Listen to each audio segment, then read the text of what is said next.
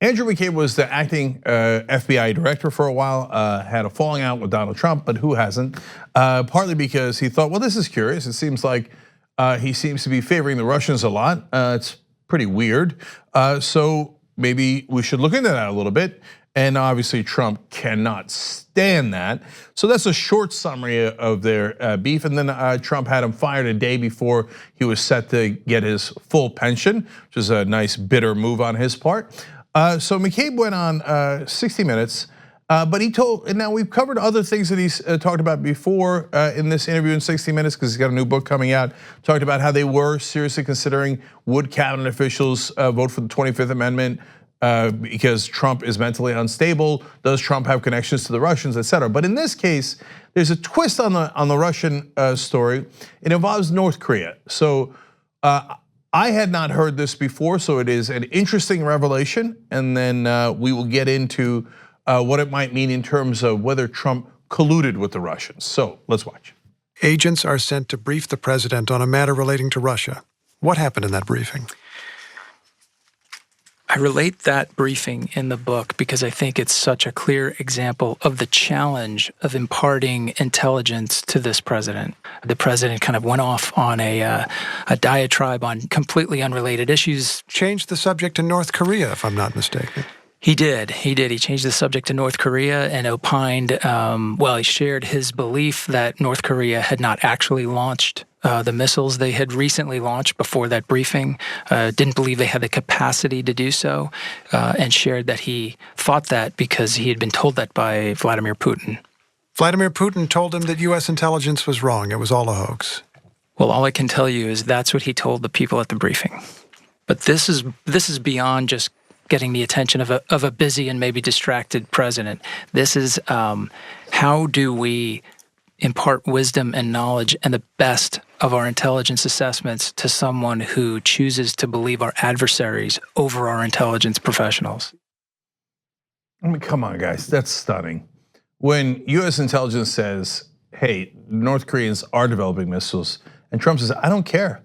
My buddy Vladimir Putin told me they're not, and I believe the leader of a different country, let alone the fact that it's an adversary, a significant adversary, over our own intelligence officials. By the way, now for the millionth time in a row, he also just believes Putin over our intelligence officials when it comes to the election meddling that the Russians might have done. So that one at least directly affects him, and you can see why he's defensive about it. This one has presumably nothing to do with Donald Trump, and he still says no. Even though I'm the president of the United States of America, I'm going to ignore all of the intelligence that US officials are giving me and instead trust an adversary to tell me the truth. At a bare minimum, that is an incredibly stupid thing to do. And can we all acknowledge that? For his defenders who say, no, I don't see anything he's doing with Russia. Can we at least acknowledge that you shouldn't trust a foreign adversary's leader instead of all of our intelligence officials? Or you should be like, oh no, I don't know, Putin told me, so I believe him. Bare minimum is incredibly stupid. So we'll get back to what might not be the bare minimum in a second. And then I'll tell you what I think about what might have happened in terms of collusion. So now, just more fallout from all of this. Mike Pence goes to the Munich Security Conference and talks about, hey, you gotta be with us and attacks our allies one more time because they don't agree with us on the Iran treaty, and there's a couple other things they don't agree with us on, and Pence thinks they're not paying enough into NATO. So once again, he basically, at the behest of Donald Trump, attacks all of our allies and creates a rift within the alliance. So the New York Times reports the Russian reaction to this. They say even the normally gloomy Russian foreign minister, Sergei Lavrov, happily noted the strains, remarking that the Euro-Atlantic relationship had become increasingly, quote, tense. And he went on to say, we see new cracks forming. This is the Russian foreign minister. We see new cracks forming and old cracks deepening. And he is apparently quite happy to see that. Well, check. So look, I want to be clear here. So we've talked about the idea of Trump working with the Russians a lot on this show, and God knows over the last 2 years, way more in the rest of the media. And so some of you are happy to hear about it because it's a fascinating story. Some of you are sick of hearing about it. And I just want to be clear, especially before the Mueller report comes out. Look, if you said to me, did Trump make calls to Vladimir Putin and coordinate with him on stealing the Democratic emails and then releasing them? And they talked about how they're going to work in unison to make sure that they steal the US election. I would be surprised. So when I say collusion, that is not what I'm referring to. I'd be surprised if Mueller came out with a smoking gun and said, yes, Putin gave orders to Trump, or Trump gave orders to Putin, and they stole the election together. Now, that doesn't mean that Trump and Putin do not have any connection. So a separate but understandably linked issue is, did Russia interfere in the elections by, to me, the mildest form is social media, although it did have, in some places, a significant impact. In some places, that impact is greatly exaggerated. So they say in one case, oh my God, it had 4 million Twitter impressions. That's a tiny amount if you know anything about Twitter. I can get you 4 million Twitter impressions in 1 to 2 tweets. So that's not an issue. But on Facebook and other places, they did have a big impact on social media. But whether they coordinated with Trump on that is a totally different and important question. And there, again, I would be surprised if they coordinated with Trump on that. I think the third issue in regards to the election itself is, did the Russians put Trump and his team in a compromising position to maybe even have some leverage over him in different situations? Yes. So for example, the Trump Tower meeting. So they go, hey, come here, and then they write a very clear email from their proxy, the record producer guy in the UK, who writes the email to Donald Trump Jr. saying, I am working with Russian officials. They would like to pass information on to you. Donald Trump Jr., like an idiot, goes, I love it. You're not supposed to take information from a foreign government, let alone an adversary like Russia. So now, did the Russians actually give them that information in the Trump Tower meeting? To the best of our knowledge, what we know publicly, they did not.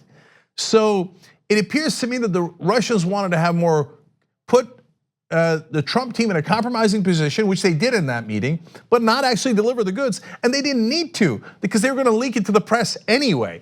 And there's too much made of WikiLeaks. They could have given it to WikiLeaks, they could have given it to the New York Times. The New York Times probably would have published it anyway, and eventually they did. So to me, that is actually the smaller issue, but the one that it seems the Democratic establishment and a lot of the media is obsessed with. And so I'm worried that Mueller is going to come out and say, well, no, there was no phone call or memo between Trump and Putin where they said, okay, let's steal the election together. But did Russia interfere with the election in other ways? Yes, there's the indictments already to prove it. And now we get to the most important part in my case, in what I believe about it, and that affects this news story that we're talking about today. Look, guys, I'm much more worried that there's been collusion after the election.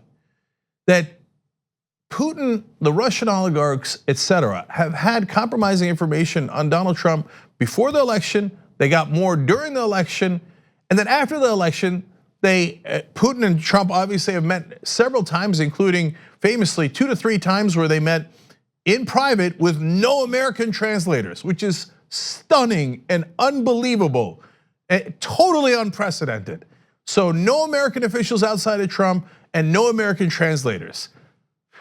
I mean, you can't send a clearer message that I want to do a private communication with this guy for him to tell me what I need to do, okay, than that.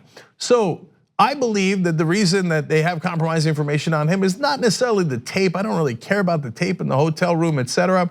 I don't know if that's true or untrue. But look at the money, follow the money.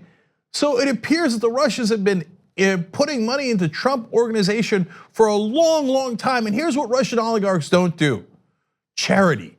They're not, I mean, they might do some cover in Russia for some sort of charities they like, but overall, they're not giving to an American businessman for his health or for their health or because they care about charity. No, they want something in return.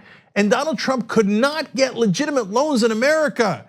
And so he had to go get loans from Russian entities. And we've done a lot of stories about the questionable background of the people that he got those loans from. It's the money, Lebowski. That's what this is about. And so here, I'll give you one more quote. And this is funny because it's Eric Trump being the low IQ guy that he is, obviously son of Donald Trump. In 2014, before any of the election stuff happened, talking to a random golf reporter about their golf courses, and the reporter casually asks, he says, look, I know that American banks aren't putting any money into golf courses, and they haven't for the last 4 or 5 years, especially after the 2008 crash. How in the world did you guys get money for all these golf courses? And Eric says to him, quote, well, we don't rely on American banks. We have all the funding we need out of Russia. And then he goes on to say, and the reporter asks, really? And he goes on to say, oh yeah, we've got some guys that really, really love golf, and they're really invested in our programs. We just go there all the time. Now let me ask you, what is a more plausible explanation?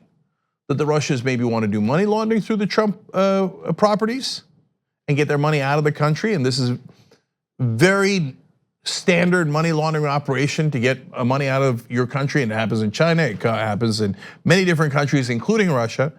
That might be their motivation for giving these giant loans to Trump, who has had 6 different bankruptcies and is a terrible risk if you want to put your money anywhere. Or what Eric Trump offered. They really, really love golf. That's why they just wanted to give us all this money for all these golf courses. By the way, Eric Trump might actually believe that because he's stupid enough to believe that. His dad probably told him, yeah, the Russians gave us money. Oh, Daddy, why'd they give us the money? Oh, they love golf. Okay, they love golf, that's the answer. I'll go tell a golf magazine writer. So my guess is that the collusion has happened after the election based on the criminal activity that Trump has very likely been doing with the Russians for decades. And that is why they have the secret meetings. And that is why when Putin says, the North Koreans are not building missiles, Trump says, yes, sir, absolutely, sir. And when intelligence officials come in, they go, yes, they are. He goes, I don't care. My boss already told me they're not building missiles and I'm done with it. So if you think that collusion didn't happen during the election, I understand why you're saying that. If you think Trump does not have some sort of special relationship with Russia, where he takes their word on not all issues, but many issues that the US president normally does not, then you're purposely trying not to see it. This is now the 28th example in a row, and by the way, that was meant to be hyperbole, but I'm probably actually undercounting, of Trump giving some special favor to the Russians for what appears to be no reason. My guess is that there is a real reason, and it has to do with the compromising information they've likely had on him for a long time. Thanks for watching this free clip of the Young Turks. Don't forget to become a TYT member today.